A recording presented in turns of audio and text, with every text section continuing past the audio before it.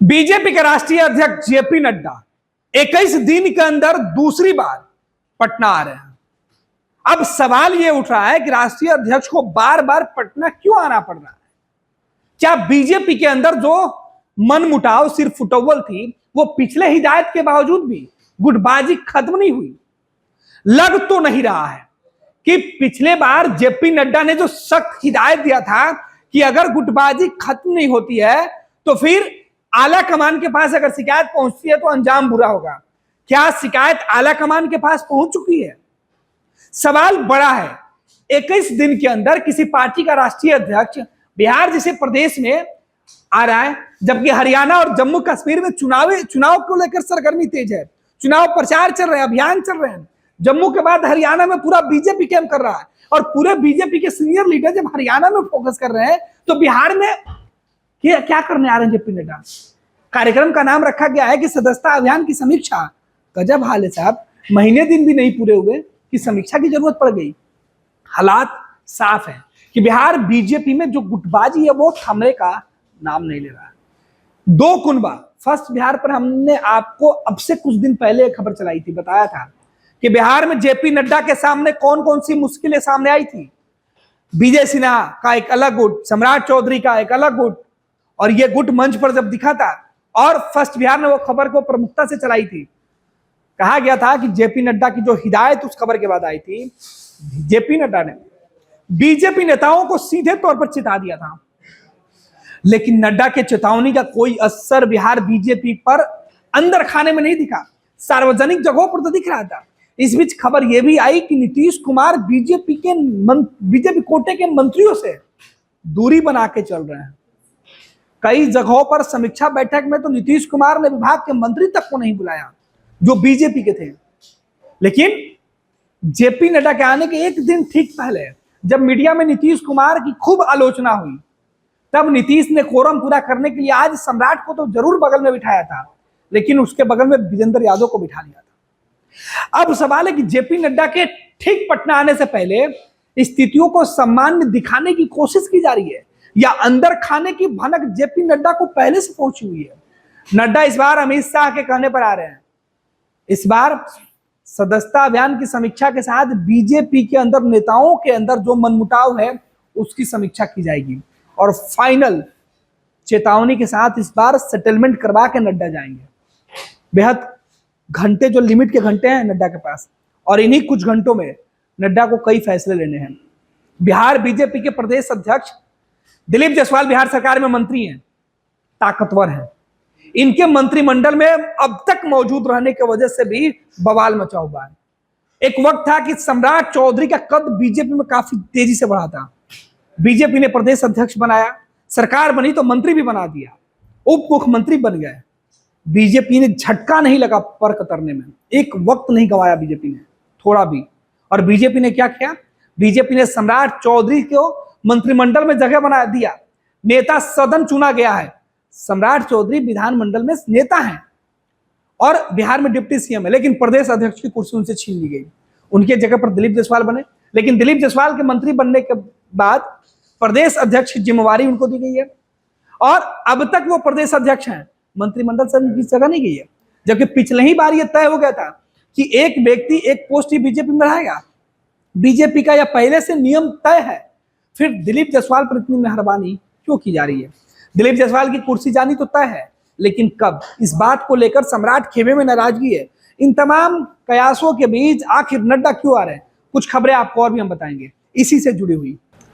भाजपा के राष्ट्रीय अध्यक्ष जेपी नड्डा शनिवार 28 सितंबर को फिर से पटना आ रहे हैं। कहा जा रहा है कि पार्टी के सदस्यता अभियान की समीक्षा के लिए आ रहे हैं, लेकिन अंदर खाने में चर्चा है कि बीजेपी में सब कुछ ठीक ठाक नहीं चल रहा है। भाजपा कई गुटों में बढ़ चुकी है। नीतीश का भी व्यवहार पहले से कुछ बदला सा दिखाई पड़ रहा है। भाजपा कोटे के मंत्रियों के बगैर ही नीतीश विभाग का काम निपटा लेते हैं। यही वजह है कि नड्डा का बिहार दौरा काफी अहम है। डैमेज को कंट्रोल करने के लिए नड्डा को बिहार भेजा जा रहा है।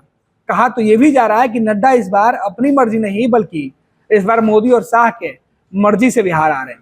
खैर, ये सियासी बातें हैं। हकीकत क्या है वो हम आपको समझाने की कोशिश कर रहे हैं कि मिशन 2025 के लिए बीजेपी की गुटबाजी कितनी बड़ी चुनौती है, और इन चुनौतियों को रोकने के लिए बीजेपी ने अंदर की जो विवाद है, जो मसला है, उसे हल करने की कोशिश में जुटी हुई है। यही वजह है कि सदस्यता अभियान की समीक्षा के नाम पर नड्डा 21 दिन के अंदर दोबारा बिहार आ रहे हैं। कहा जा रहा है कि इस बार नड्डा आएंगे तो तमाम चीजें तय करके जाएंगे। सम्राट चौधरी का खेमा हो या मंगल पांडे का, दिलीप जायसवाल का या विजय सिन्हा का, हर खेमे के नेताओं से इस बार प्रदेश अध्यक्ष से लेकर मंत्रियों तक की क्लास नड्डा लगा सकते हैं। 26 जुलाई को दिलीप जायसवाल प्रदेश अध्यक्ष बने। 2 महीने बीत जाने के बाद भी न तो प्रदेश कमेटी का नए सिरे से गठन हुआ और ना ही दिलीप जायसवाल ने मंत्री पद छोड़ा। जो जानकारी निकल के सामने आ रही है उसमें बताया जा रहा है कि कमेटी में हल्का फुल्का फेरबदल जारी है, लेकिन पूरी टीम कब बदलेगी। जबकि दिलीप जायसवाल विधानमंडल में सम्राट चौधरी के जो नेता हैं वो थोड़े से असहज हो गए हैं दिलीप जायसवाल के ऊपर पार्टी की महत्वपूर्ण जिम्मेवारियों को देखकर। खबर ये भी निकल के सामने आ रहा है कि सम्राट की नाराजगी का आलम यह है, हाल के वक्त में सम्राट चौधरी की नाराजगी पार्टी के आला कमान तक पहुंच चुकी है, और इस नाराजगी को दूर करने के लिए खुद राष्ट्रीय अध्यक्ष पटना आ रहे हैं।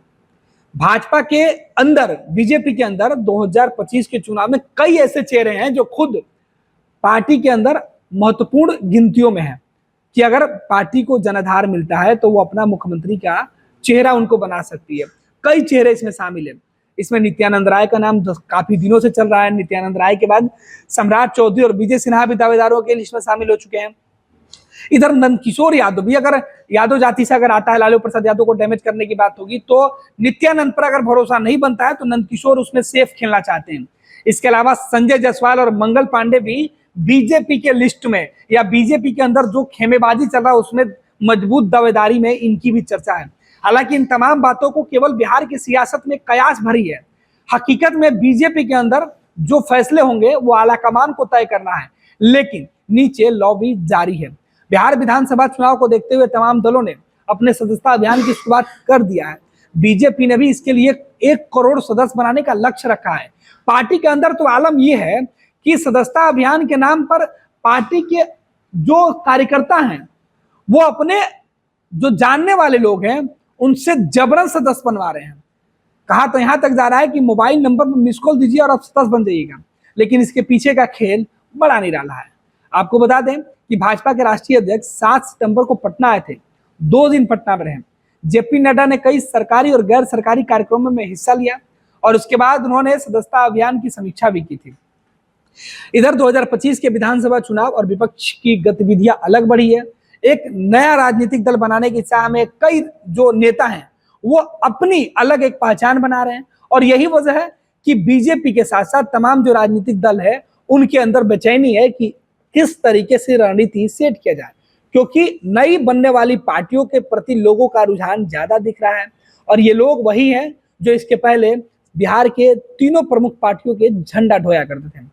बिहार भाजपा ने 1 करोड़ बनाने का लक्ष्य तो रख दिया है, लेकिन वो आंकड़ा का जो नंबर है वो अब तक नहीं छू पाई है। इसके लिए दिन रात मेहनत किया जा रहा है। इधर राष्ट्रीय जनता दल ने भी अपने सदस्यता अभियान की शुरुआत कर दी। जनता दल यूनाइटेड ने भी कोरम शुरू कर दिया। उपेंद्र कुशवाहा, जीतन मांझी, चिराग पासवान भी कमोबेश इसी तरीके की मुहिम में लगे हुए हैं। फिलहाल देखना है कि नड्डा जब बिहार आते हैं तो नीतीश कुमार से मुलाकात होती है या नहीं। अगर नीतीश कुमार से मुलाकात होती है तो फिर क्या नीतीश और नड्डा बिहार में जो असंतोष की भाव गठबंधन के अंदर, इंडिया गठबंधन के अंदर है, क्या उसे खत्म करने की कोशिश करेंगे? साथ ही साथ बिहार बीजेपी के अंदर जो सीधे तौर पे जो हालात बने हुए हैं उसे निपटाने के लिए जेपी नड्डा क्या बिहार में, बिहार बीजेपी के जो नेता हैं उनके अंदर जो गुटबाजी है उस पर विराम लगने की एक बार फिर से सख्त हिदायत देंगे? क्या बिहार बीजेपी में ऑल इज वेल हो जाएगा? देखना दिलचस्प होगा। कुछ घंटे बाकी नड्डा बिहार में। पनोरमा ग्रुप, जो सोचता है वो करता है। आपके अपने सपनों का आशियाना। ये लो, मुंह मीठा करो। आज मैंने अपना जॉब छोड़ दिया। अब हम पूर्णिया वापस जाएंगे। जॉब छोड़ दिया है? मतलब ये घर कैसे चलेगा? हम करेंगे क्या? और माँ बाबूजी क्या बोलेंगे? इसलिए मैं एक और मिठाई का डब्बा लाया। अपने बिजनेस के लिए लोन अप्रूव हो गया। अरे लोन अप्रूव हो गया वो तो ठीक है, लेकिन पूर्णिया में हम रहेंगे कहाँ? अपना घर भी तो नहीं है वहाँ। इसलिए तो एक और मिठाई का डब्बा अलग से लाया हूँ। हमने पूर्णिया में घर ले लिया है, पूर्णिया के ई होम्स पैनोरमा में। पूर्णिया में पैनोरमा ग्रुप लेकर आए हैं ई होम्स पैनोरमा। बड़ा घर, आलीशान जिंदगी और अत्याधुनिक सुविधाओं के संग। अरे अरे, अब क्यों मुंह मीठा करवा रही हो? क्योंकि हम घर वापसी जो कर रहे हैं। घर वापसी की खुशी पूर्णिया में ई होम्स पैनोरमा के संग। ई homes panorama, luxurious lifestyle redefined.